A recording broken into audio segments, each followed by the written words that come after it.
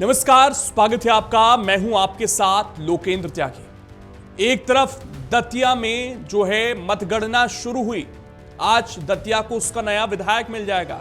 सुबह 8 बजे से शासकीय पॉलिटेक्निक कॉलेज में मतगणना शुरू हो गई है, लेकिन उससे ठीक पहले कांग्रेस ने एक बड़ा फैसला लिया।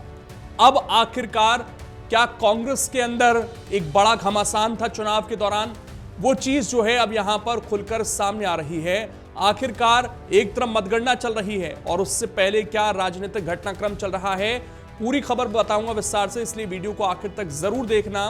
दरअसल मतगणना इस वक्त चल रही है, 20 टेबल बनाई गई हैं और 15 राउंड में जो है मतों की गिनती पूरी हो जाएगी, यानी कि दोपहर तक हमें यह पता चल जाएगा कि दतिया का अगला विधायक कौन है। और पूरी प्रक्रिया में करीब 350 अधिकारी और कर्मचारी अपनी जिम्मेदारी निभाने में लगे हुए हैं। 30 जुलाई को जैसा आपको पता है यहां पर मतदान हुआ था। 71.44% वोट पड़े थे और केवल कांग्रेस या बीजेपी के उम्मीदवार नहीं है, कुल 21 उम्मीदवार थे मैदान में, यानी कि एक बड़ी सीट पर सबने किस्मत आजमाई आकर चुनाव लड़े हैं। 21 कुल मिलाकर उम्मीदवार थे।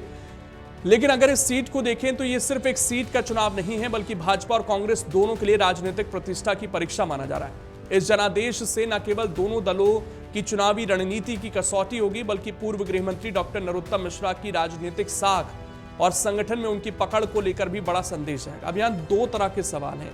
एक तरफ तो चुनाव हारते हैं तो जाहिर तौर पर नरोत्तम मिश्रा पर जिम्मेदारी रखी जाएगी कि क्या उन्होंने खुलकर समर्थन नहीं किया, क्योंकि ये बीच बीच में सवाल उठते रहे कि क्या नरोत्तम मिश्रा समर्थन करेंगे या नहीं, क्योंकि उनका खुद का टिकट कटा है।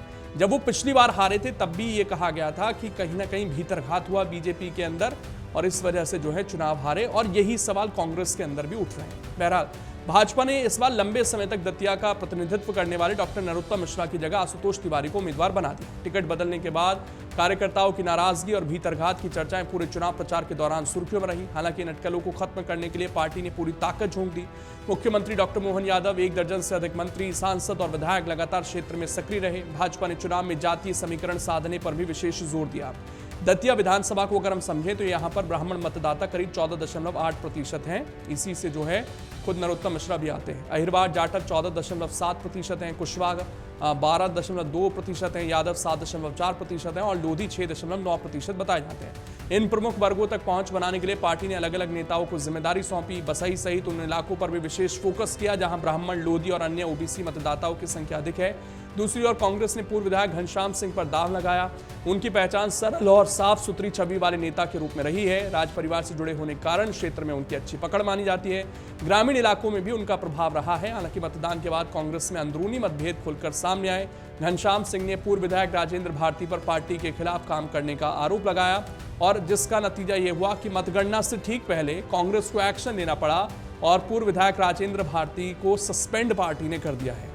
अब ये राजेंद्र भारती ही हैं जिन पर जो है अदालत का एक फैसला आता है, जिसके बाद यहाँ पर उपचुनाव कराए जा रहे हैं। वो राजेंद्र भारती ही हैं जिन्होंने नरोत्तम मिश्रा के इस किले को फतह किया और अब जो है यहाँ पर उन पर ही कांग्रेस को कार्रवाई करनी पड़ी है। भीतरघात के आरोप लगे हैं। वहीं आजाद समाज पार्टी के प्रत्याशी जो हैं दामोदर यादव ने किसान, सड़क, बिजली और भ्रष्टाचार जैसे स्थानीय मुद्दों को इस चुनाव में प्रमुखता से उठाया, तो वो भी डेंट कर सकते हैं बीजेपी कांग्रेस को, ऐसा कहा जा रहा है। हालांकि चुनाव के अंतिम चरण में मुकाबला मुख्य रूप से भाजपा और कांग्रेस के बीच ही सिमटता नजर आया।